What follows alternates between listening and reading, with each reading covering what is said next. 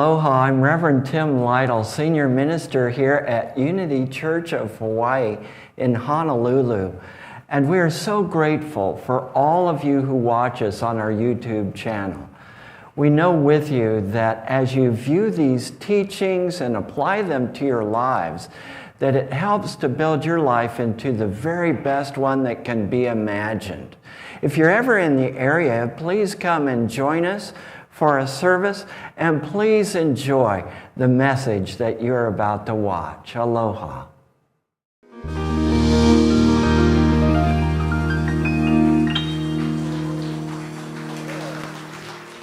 Happy Pentecost Sunday. I don't know if Pentecost Sunday means a lot to you or not. In the Christian church, Pentecost Sunday basically comes 50 days after Easter, and in the Jewish calendar, 50 days after Pentecost. And so it's kind of the celebration of what many people consider to be the birthday of the Christian church.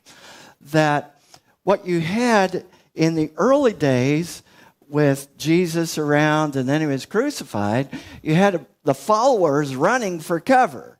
You know, they were trying to save themselves. Peter, who said he would never denied Jesus 3 times. Others just ran off. They went fishing, whatever. They couldn't figure out what to do with themselves. And Jesus believed in them. Jesus knew that there was a greater power that would be expressed in them. And so the day of Pentecost is considered the real birthday of the church. When they came out, I consider it the great coming out party. It's when they came out and they were fully themselves. They came out and fully expressed the presence of God. So, willing to take a risk? Are you? Are you a risk taker? Some of you are. Some of you, you're like, not so much. It's like, what kind of risk are you asking me to take? Give me the analysis, give me the data, give me the probabilities. Let's see all the variables. Let's analyze it and assess it.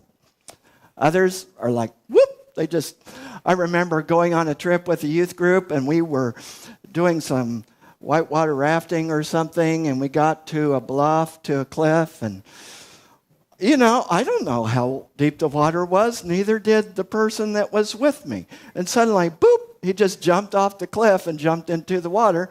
And I thought, well, I hope it's deep. Some people are willing to take a risk. Some are like, oh, let's assess this. All right. Last Sunday, I was in Wichita, Kansas, and I had the opportunity to be with my mom, which, I don't get to do a lot. And it's been a long time since I've gone to church with her. So I went to church, the church I grew up in, First Church of the Nazarene in Wichita, Kansas, real big church. And so I was surprised when the minister there of the Nazarene church brought out his leather motorcycle jacket and said, if you're going to ride it like you stole it. I thought, what church am I in? Did this change somehow, And he talked about living life all out, knowing that the presence of God is here with us. Philippians chapter 4, verse 13 says, I can do all things through the Christ, through that presence that strengthens me. I can do all things. I mean, this is Paul writing this, in prison. But he's saying, I can do all things through that one that strengthens me. So we have all power available to us. Now this month we're studying the power of mastery, also called the power of dominion, also called the power of power. And so on Pentecost Sunday, we're looking at power rather than fear. Now, you have this group of disciples that were following Jesus, and they were scared. They were human. They had all kinds of fears and anxieties. They had all kinds of human foibles. They weren't anything different from us, except they were willing willing to take a risk. They followed this guy around, not knowing what was going to happen. Jesus said this to them. You shall receive power when the Holy Spirit has come upon you. And you shall be witnesses to me in Jerusalem and in all Judea, Israel, and Samaria, and to the end of the earth. Acts chapter 1, verse 8. You will receive power. That power, that presence is in each one of us. Okay, confession. Don't tell anybody. We'll keep it right here. Okay? All right. I am a nerd. What? Some of you knew this. Okay. I love Star Trek. I love Star Wars. Yes. I love this stuff. Now, some of you couldn't care less, probably. Some of you really like this stuff.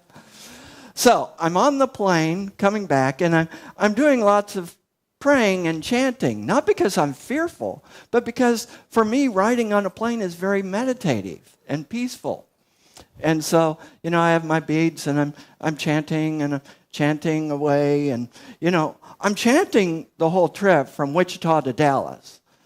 And then from Dallas, I flew to L.A. and from L.A. to here. But all the way from Kansas City to Dallas, I was chanting and praying. And I pray softly. So, I don't want to disturb people, but I want them to catch the vibration. They mostly have earbuds in, but I'm thinking they're going to feel some of this. And so at the end of the trip, I have my eyes closed and I'm just praying away. And someone starts poking me in the shoulder. And it's my neighbor. She's from Texas. Are you all right?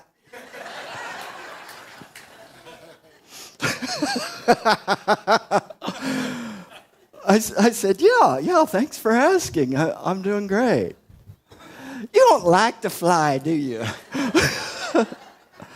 I said, no, I love flying. I'm praying. I showed her the beads. I said, there's 108 beads here, and I'm praying. And she said, I was thinking you must be terrified. And I was thinking you have so much courage to fly. Sometimes we wonder if we have that power within us. But on another trip, I got to watch The Last Jedi. I thought, okay, I'll take a little break between my prayers and I'll watch The Last Jedi. And in this, Luke Skywalker, if you know the characters, if you don't, that's okay.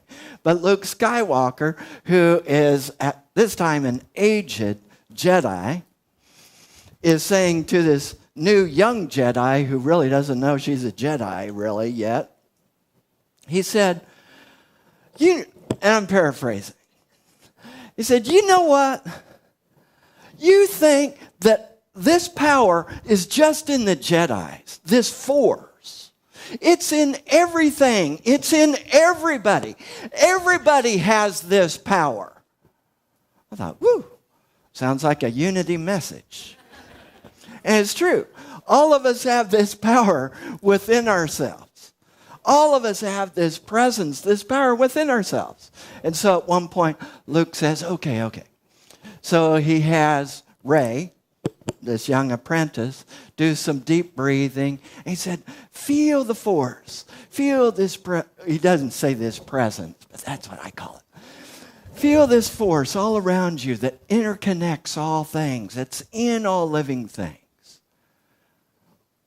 What do you feel? And she said, the force. He said, now look within. What do you feel? She said, the force. That power is within us. It's cool when it comes out in the movies too, That power is within us. And as I've mentioned before, occasionally people ask me, do you believe in Jesus? And I say, yes, absolutely. And furthermore, Jesus believes in me. Now, Jesus believed in these disciples. And so he believed that they would experience and express this power. So, 2 Timothy, one of my favorite books of the Bible, I'm named after him. Not 2 Timothy. I mean, it's just 1 Timothy, but it's the second letter, okay? For God has not given us a spirit of fear. You know the Greek word for fear, right? Phobos, from which we get phobia, okay? But of power and of love and of a sound mind. We can only hope. A sound mind. Power. That Greek word for power is dunamis, from which we get the word dynamite. So the Spirit has given us the power of dynamite. Woohoo! To shake things up. We can be different. We can be who we really are. We can really express the divine presence as us. That's what we're here to do. Now, we can engage in all kinds of other things. I like to swim at the beach. There's an area of Waikiki that's walled off, and it's pretty calm, so I can swim laps back and forth. I enjoy that. I yesterday went up into the mountains for a little bit. Just say hello to the rainforest. Let it know I was back. And because I really feel at home in the rainforest. Go figure. Moved here from Wichita, but I feel most at home in the rainforest. Where'd that come from? Anyway, that power that is within us is there at all times. You have it. It may not be awakened yet, but that's what we're here to really express. We can have these other things that we do, these other things that we engage in, other activities. But what we're really here to do is make that connection in spirit. To really make that connection with the divine presence and to express that presence. That's what we're here to do. We're here to express God in our lives and with each other. So, power, love.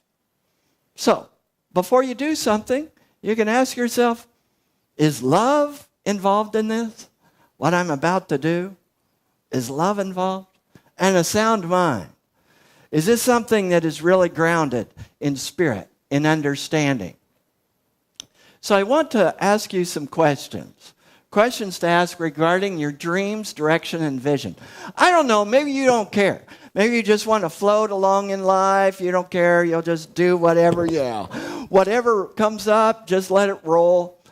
And that's okay too, because I know Spirit is working in that process as well. But if you're in the process of discerning and understanding and knowing what your life is about, what your vision, your mission, your dream is, here are some questions to ask. Is it life-giving? Does it suck the life out of you? Or is it life-giving?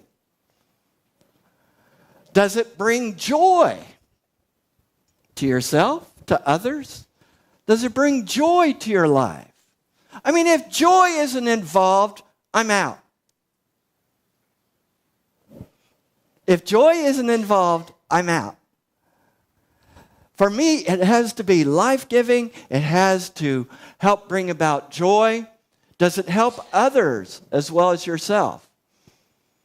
And I believe that when we are truly acting in our highest and best self, that it does help others. That which truly and most deeply benefits us also benefits others. Is it in integrity with who you really are? Have you ever tried to do something and you knew when you tried it, this isn't me? What am I doing? I've done things like that just to see what it was like. I won't go into all those stories. I'll share that for a time when we're not being recorded. I've done some things, I look back and I thought, nah, that wasn't me. It was sort of fun at the time, sort of risky. Is it coming from inside, from spirit? Is this being propelled forth by the divine within us? Does it create growth and learning? Believe it or not, we're here to grow. We're here to evolve. And so if your plan is just the status quo and just to hang on, I've got news for you. Life brings change. Life brings challenges. Life brings lots of opportunities for us to grow and develop. It's up to us if we accept those opportunities so that we can truly grow and develop. Does it open your heart? If I'm in a situation where my heart is becoming more calloused and more hard, then I take a good look at myself. And I look at, what am I really here to do? We need to involve ourselves in those things that open our heart. Does it increase your love of self, of others, God? Does it feel right, like a fish in the water? One of the highest compliments I've ever been paid is from my wife, who, by the way, some of you have been asking, some people have asked me, when is your wife coming back? And I see puzzled looks if I say, I don't know. They're thinking, oh my, this doesn't sound good. But my wife and I are going to meet up on the mainland as I go next month to the Unity Convention, and then she's coming back with me. Yay! It's been a long time. So, she said to me numerous times, she said, Tim, you're a fish in the water. You're born to do what you do. There's been some things I've done that I knew, this isn't it. Like one time I worked in a metal fabrication factory. I was on the assembly line. I was, like chimney flues that are galvanized steel. I was forming those, spot welding those, fitting those together. I was working with stainless steel. If you've ever worked with stainless steel and cut stainless steel, it's sharp. It just sliced my knuckle right open. It didn't take me long to realize this is not really what I'm born for. Then I could tell I'm not being a fish in the water here. Have you ever been in a job or a position or some activity that you knew you're not being the fish in the water? So, does it feel right, like a fish in the water? Now, I have some quotes here. Anyone know the name of the German Shakespeare? Yes, good. Wow, some people knew. Goethe. Dream no small dreams, for they have no power to move the hearts of men. Dream no small dreams. You want something that stretches you. You want something from the inside that will take you outside of yourself. Now, this next quote is usually attributed to Goethe, but some people debate whether he really said it. In any case, I like the quote. Whatever you can do or dream, you can begin it. Boldness has genius, power, and magic in it. This is a time for us to live fully, to really live our lives, to not live half. Started to say something I shouldn't. Not to live halfway.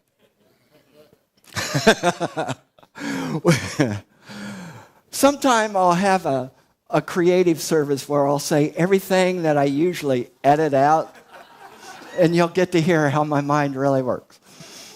But we're not here to live halfway. We're here to live full out. When I was in Vrindavan, India is a place of Krishna consciousness. And so there are monks and devotees there from all over the world. I was there with one monk who's from Israel. And we got to be friends. And, in that particular tradition and belief, it's believed that one has lived millions of lifetimes before and has evolved to get to this place where we are right now, to make the most of our lives. And he said he heard this phrase, what would it be like if I gave one life to Krishna? What would it be like if we gave one life to the Christ? What would it be like if we gave one life totally to this divine evolution, to really expressing what we really are? What would it be like? What could we do? Let's be bold. Don't dream any small dreams. Be willing to take a risk and ride it. Ride your life like you stole it. Aloha.